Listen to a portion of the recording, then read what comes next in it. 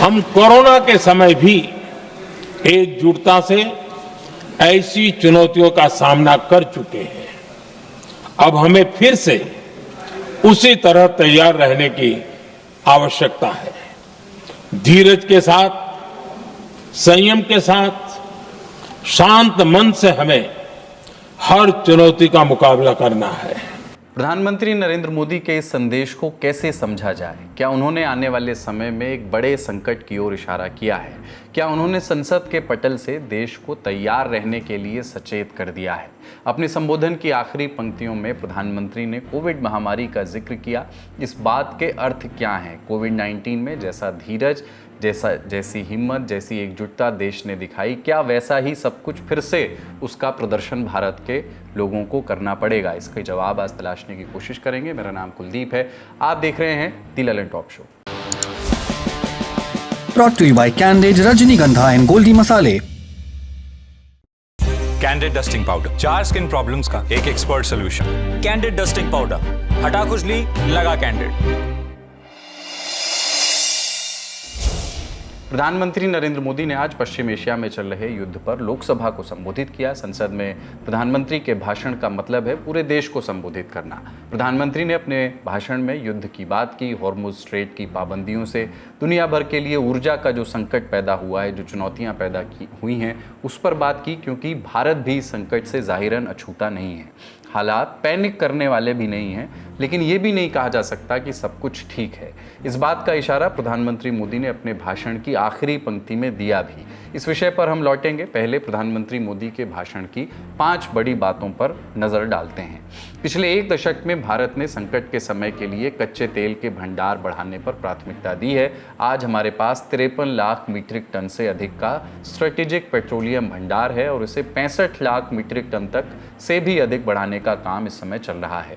PM Modi ने कहा कि भारत ने एनर्जी इंपोर्ट के जो सोर्सेस थे उनको बढ़ाया है, उनको डाइवर्सिफाई किया है। 11 साल पहले हम 27 देशों से आयात करते थे, आज हम 41 देशों से ऊर्जा आयात करते हैं।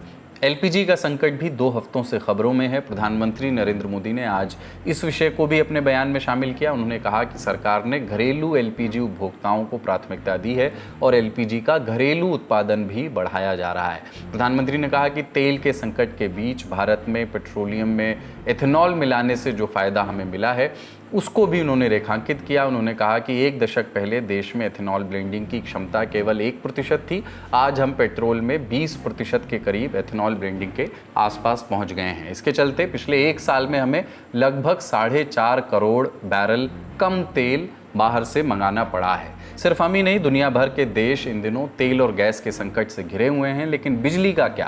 प्रधानमंत्री ने अपने संबोधन में इस पर भी बात की। उन्होंने कहा कि युद्ध की एक और बड़ी चुनौती ये है कि भारत में गर्मी का मौसम शुरू होने वाला है। आने वाले दिनों में तापमान बढ़ने के साथ बिजली की मांग भी बढ़ेगी। फिलहाल देश भर के सभी पावर प्लांट में कोयले का पर्याप्त भंडार उपलब्ध है, यानी बिजली को लेकर फिलहाल कयासबाजी से बचा जा सकता है। प्रधानमंत्री ने कहा कि हम अपने सभी ग्लोबल पार्टनर्स के साथ लगातार बातचीत कर रहे हैं। इन्हीं कोशिशों की वजह से हॉर्मुज स्ट्रेट में फंसे हमारे कई जहाज़ भारत आ पाए हैं। हालांकि प्रधानमंत्री यहाँ तेल या गैस टैंकर्स की संख्या प्रधानमंत्री ने नहीं बताई कि कितने आए हैं, लेकिन जब प्रधानमंत्री संसद को संबोधित कर रहे थे उसी दौरान खबर आई कि भारत के 2 एलपीजी टैंकर जो फारस की खाड़ी में खड़े थे अब आगे बढ़ रहे हैं और आज हॉर्मुज स्ट्रेट पार कर लेंगे। इन दोनों टैंकर्स पर भारत के झंडे लगे हुए हैं। लेकिन इन सब बातों से इतर प्रधानमंत्री के भाषण की आखिरी लाइन पर थोड़ा ठहरने की ज़रूरत है। उन्होंने जो कहा, कोट अनकोट में उसको पढ़ दिया जाए तो ये है कि दुनिया में जो कठिन हालात बने हैं उनका प्रभाव लंबे समय तक बने रहने की आशंका है, इसलिए हमें तैयार रहना होगा, हमें एकजुट रहना होगा। इस एक लाइन में पीएम मोदी ने इस बात के संकेत दे दिए कि ऊर्जा के जिस संकट से हम गुजर रहे हैं वो और गहरा सकता है। पीएम मोदी जिस संकट का अंदेशा जता रहे हैं वो कितना बड़ा हो सकता है, इसे समझने के लिए हमें एलपीजी संकट को थोड़ा सा रिकॉल करने की ज़रूरत है। पश्चिम एशिया में युद्ध शुरू होने के बाद ईरान ने स्ट्रेट ऑफ हॉर्मुज बंद किया।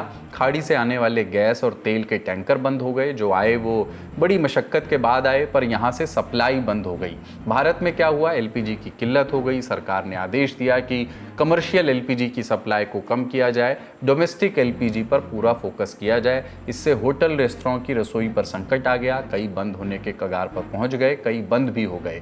कमर्शियल सिलेंडर की जगह लोगों को लकड़ी के चूल्हे पर शिफ्ट होना पड़ा। इधर घरेलू सिलेंडर के लिए भी बुकिंग की समय सीमा 21 दिन से बढ़ाकर 25 दिन कर दी गई, यानी एक सिलेंडर मिलने के बाद दूसरा 25 दिन बाद ही बुक होगा।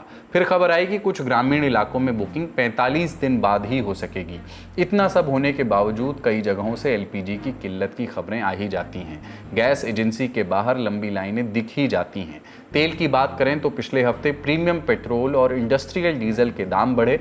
हालांकि सामान्य पेट्रोल और डीजल अब तक इससे सुरक्षित हैं, बचे हुए हैं। बावजूद इसके कि दुनिया के करीब 100 देशों में पेट्रोल डीजल के दाम बढ़ चुके हैं। ऐसे में प्रधानमंत्री मोदी धीरज, संयम और शांति की बात कर रहे हैं, भविष्य के संकट की ओर इशारा कर रहे हैं, एकजुट रहने और तैयार रहने की बात भी कर रहे हैं। लेकिन शाम होते होते अमेरिका के राष्ट्रपति डोनाल्ड ट्रंप ने एक बड़ा दावा कर दिया। ट्रंप ने कहा कि उन्होंने ईरान के पावर प्लांट्स पर हमले को 5 दिनों के लिए टालने के निर्देश दिए हैं। ट्रंप ने इससे पहले स्ट्रेट ऑफ हॉर्मुज खोलने के लिए 48 घंटे का अल्टीमेटम ईरान को दिया था और कहा था कि अगर हॉर्मुज में रास्ता नहीं दिया गया तो ईरान के पावर प्लांट्स पर हमला किया जाएगा। ये समय सीमा खत्म होने से पहले ही अब ट्रंप का बयान आया कि अगले 5 दिन तक ऐसा कोई हमला नहीं होगा। लेकिन इससे भी महत्वपूर्ण बात यह है कि ट्रंप का दावा कि अमेरिका और ईरान बातचीत की टेबल पर आ गए हैं। ट्रंप ने ट्रूथ सोशल पर एक पोस्ट में कहा कि पिछले 2 दिनों में अमेरिका और ईरान के बीच समग्र समाधान को लेकर के बहुत अच्छी और सार्थक, वेरी गुड एंड प्रोडक्टिव बातचीत हुई है।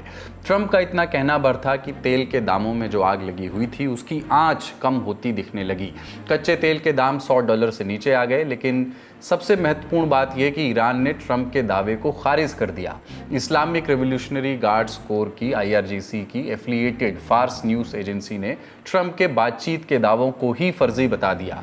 न्यूज़ एजेंसी ने कहा कि ना तो अमेरिका से कोई सीधी बातचीत हुई है, ना ही किसी मध्यस्थ के जरिए अमेरिका से कोई बात हुई है। अब कौन झूठ बोल रहा है और कौन सच, ये आने वाले समय में पता चलेगा। लेकिन ट्रंप के दावे और ईरान के खंडन को लेकर पूरा विश्लेषण जानने के लिए आप हमारा फॉरेन अफेयर्स का शो दुनियादारी देख सकते हैं। बहरहाल हम एक बार फिर प्रधानमंत्री मोदी के संबोधन पर लौटते हैं। अगर ट्रंप का दावा सही है या अगर अमेरिका और ईरान के बीच बातचीत हो भी रही है लेकिन बातचीत सार्थक न हुई तो आगे क्या? प्रधानमंत्री मोदी ने आज इसी बात का अंदेशा जताया। उन्होंने कोविड का जिक्र किया और ये भी कहा कि युद्ध का प्रभाव लंबे समय तक दिख सकता है। पीएम मोदी जिस तैयारी की बात कर रहे थे उसके मायने क्या हैं, एक्सपर्ट से हमने पूछा। लंबे समय बाद लगभग युद्ध को 20-21 दिन हो गए हैं। आधिकारिक रूप से सरकार की तरफ से सर्वोच्च स्तर से संसद को इस संकट की गंभीरता बताई गई।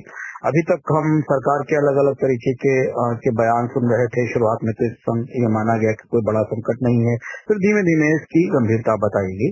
प्रधानमंत्री ने जो वाक्य कहे उनमें अगर आप पंक्तियों के मध्य बिटवीन द लाइन समझने की कोशिश करें तो प्रधानमंत्री ये इशारा कर रहे थे कि भारत के लिए ये पूरा युद्ध कितना गंभीर और महत्वपूर्ण संकट लेकर आया है, जिसे समझना जरूरी है।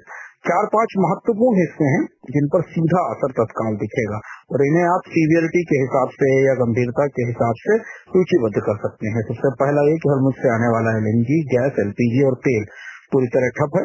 भारत की तमाम कोशिशों के बाद भी अभी स्थिति सामान्य नहीं हुई है। दूसरी महत्वपूर्ण बात है कि अगर जंग आगे बढ़ती है और ईरान केबल्स डैमेज करता है, जो केबल हॉर्मुज की खाड़ी में पड़ी हुई है, तो उससे भारत के इंटरनेट के पास कोई बैकअप नहीं है। भारत का पूरा इंटरनेट बंद हो सकता है, जो दूसरा सबसे बड़ा गंभीर खतरा है। तीसरा सबसे बड़ा जो गंभीर खतरा है वो पॉलीमर्स की रॉ मटेरियल का है। भारत में 60 से 70% कीमतें बढ़ चुकी हैं प्लास्टिक के पॉलीमर्स की, जो उपलब्ध नहीं है। तो ये 3 महत्वपूर्ण क्षेत्र हैं जिन पर सरकार शायद रणनीतियां बना रही होगी और तभी ये वजह थी कि प्रधानमंत्री ने इस तरह इशारा किया। अगर दूसरे लेवल के ऊपर आ पाए तो फिर चुनौती आती है दवाओं के कच्चे माल की, तो चुनौती आती है खाद के लिए फर्टिलाइजर की, जिस पर बड़ी निर्भरता है भारत की मध्य पूर्व के देशों के ऊपर। और फिर इसके बाद जो तीसरे स्तर पर समस्या आती है वो बीमा और इंश्योरेंस की आती है। शिपिंग इंश्योरेंस बेहद महंगा हो चुका है।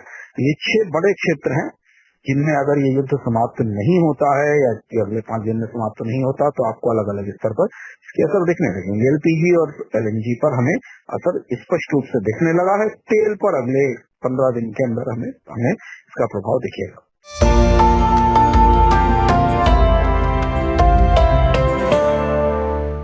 एक सवाल यहाँ और है, आखिर प्रधानमंत्री नरेंद्र मोदी को देश को ये बताने की ज़रूरत क्यों पड़ी कि भविष्य में संकट बड़ा हो सकता है।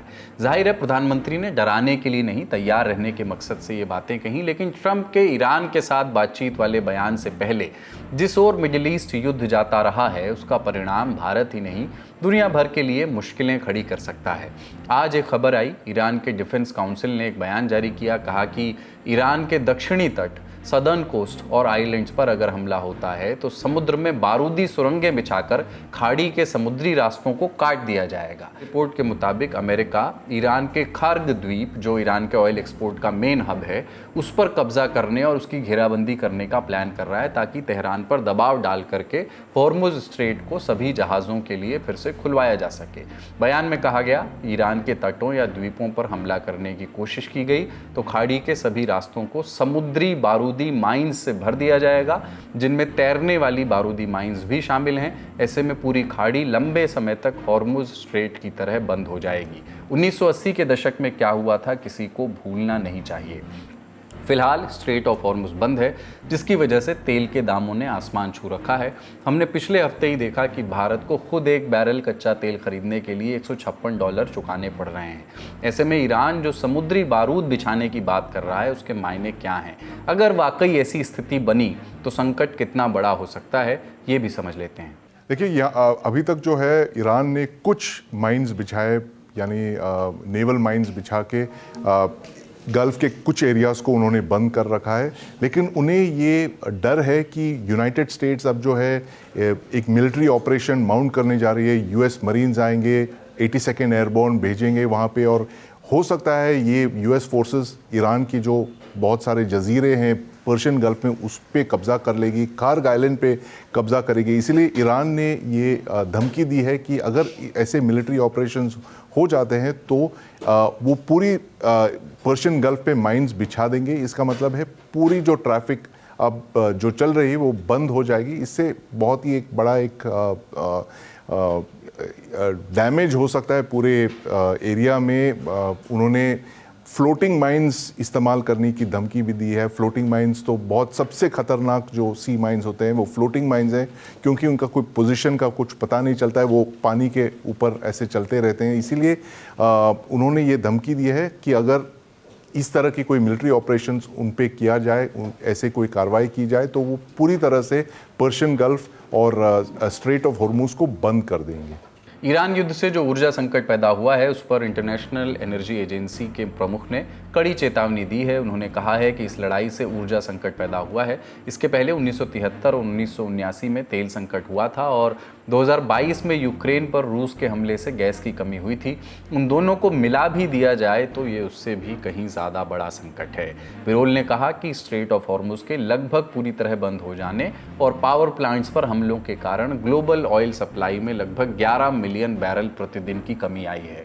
उन्होंने कहा कि लिक्विफाइड नेचुरल गैस LNG की आपूर्ति में लगभग 140 बिलियन क्यूबिक मीटर की कमी आई है, जबकि रूस यूक्रेन युद्ध शुरू होने के बाद 75 बिलियन क्यूबिक मीटर की कमी आई थी। बिरोल ने बताया कि इस युद्ध में 9 देशों में कम से कम 40 पावर प्लांट्स को भी भारी नुकसान पहुंचा है। ईरान युद्ध, मिडिल ईस्ट के हालात और तेल से जुड़ी सभी खबरें हम आप तक पहुंचाते रहेंगे। अभी बारी है सुर्खियों की।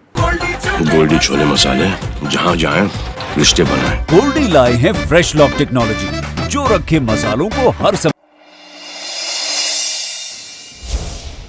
असम विधानसभा चुनाव से पहले कांग्रेस के 2 बड़े नेता बीजेपी में शामिल हो गए। हिमंता बिस्वा शर्मा की पीठ थपथपाई गई, बीजेपी में खूब तालियां बजीं और कांग्रेस पर तंज कसे गए। पर अब की बारी बीजेपी की है।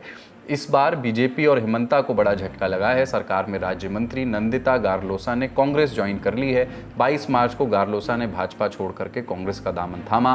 बीजेपी ने उनका टिकट काट दिया था। अब वे कांग्रेस के टिकट पर दीमा हसाओ जिले की हाफलोंग सीट से चुनाव लड़ेंगी। कांग्रेस ने इस सीट पर असम कांग्रेस के महासचिव निर्मल लांगथासा को उम्मीदवार घोषित किया था। गारलोसा ने कांग्रेस में एंट्री ली तो लांगथासा ने अपनी उम्मीदवारी वापस ले ली। उन्होंने जनहित का हवाला देते हुए गारलोसा को टिकट देने पर रजामंदी दे दी। रिपोर्ट के मुताबिक रविवार को मुख्यमंत्री हिमंता बिस्वा शर्मा हाफलोंग स्थित नंदिता गारलोसा के घर भी गए। हालांकि शर्मा और गारलोसा दोनों में से किसी ने भी इस मीटिंग के सिलसिले में कोई टिप्पणी नहीं की। नंदिता गारलोसा हाफलोंग सीट से विधायक चुनी गई थी। बीजेपी ने उनका टिकट काटकर रूपाली लांगथासा को मैदान में उतारा है। रूपाली पहली बार चुनाव लड़ रही हैं। हाल ही में कांग्रेस को भी अपने बड़े नेताओं के दल बदल का सामना करना पड़ा। बीते 5 दशकों से कांग्रेस से जुड़े लोकसभा सांसद प्रद्युत बोरदोलोई पिछले हफ्ते बीजेपी में शामिल हो गए। इसके पहले कांग्रेस से 2 बार विधायक रह चुके और असम प्रदेश कांग्रेस कमेटी के पूर्व अध्यक्ष भूपेन कुमार बोरा भी कांग्रेस छोड़कर बीजेपी में शामिल हो चुके हैं। अगली सुर्खी अमेरिका के न्यूयॉर्क से आज सुबह एक बुरी खबर आई। 23 मार्च को न्यूयॉर्क के ला गार्डिया एयरपोर्ट पर एयर कनाडा एक्सप्रेस का एक प्लेन रनवे पर खड़े फायर ट्रक से टकरा गया। टक्कर इतनी भीषण थी कि विमान का कॉकपिट पूरी तरह चकनाचूर हो गया। हादसे में पायलट और को पायलट की मौत हो गई, जबकि 2 अन्य लोग घायल बताए जा रहे हैं। हादसे के बाद सुरक्षा कारणों से एयरपोर्ट को बंद कर दिया गया। अमेरिकी न्यूज़ चैनल NBC न्यूज़ की रिपोर्ट के मुताबिक जिस फायर ट्रक से एयर कनाडा एक्सप्रेस का प्लेन टकराया वो एक अलग घटना के रिस्पॉन्स में जा रहा था। इस प्लेन में 76 यात्री और 4 केबिन क्रू के लोग शामिल थे। एयर कनाडा एक्सप्रेस का प्लेन कनाडा के मॉन्ट्रियल शहर से आ रहा था। न्यूयॉर्क पोस्ट की रिपोर्ट के मुताबिक फायर ट्रक से टक्कर में पोर्ट अथॉरिटी पुलिस के 2 जवान भी घायल हो गए। उनकी हड्डियां टूटी हैं लेकिन जान को खतरा नहीं है। ये सभी पुलिसकर्मी aircraft rescue fire fighter unit के सदस्य हैं जो विमान से जुड़े हादसों में मदद करते हैं। हादसे में एक महिला फ्लाइट अटेंडेंट अपनी सीट समेत प्लेन के आगे वाले हिस्से से बाहर निकल गई। गनीमत रही कि वो जिंदा बच गई। बाद में पुलिस ने उन्हें सुरक्षित निकाल करके अस्पताल पहुंचाया। आज का ललन टॉप शो यहीं तक। अपना और अपनों का ख्याल रखिए। देखते रहिए दी ललन टॉप। शुक्रिया। शुभ रात्रि।